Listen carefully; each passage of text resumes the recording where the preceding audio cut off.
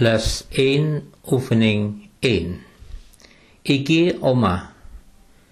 Iku omah gedhe. Kae banyu panas. Meja dhuwur. Lading landhep. Banyu iki adem. Lemari iki murah. Kursi iku larang.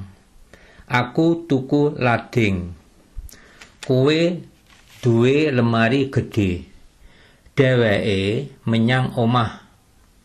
Simin tuku meja endhek. Lading cilik iku murah. Banyu iki adem. Banyu kae panas.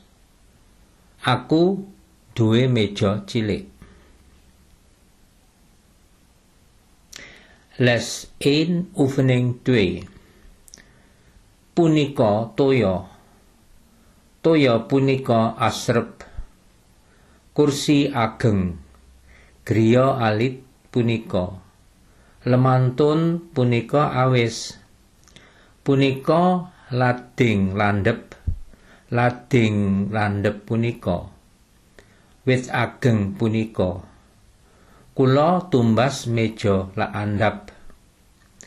Sampeyan gadah griya ageng. Piyambakipun tumbas kursi. Wit punika inggil. Kula gadah lading landhep.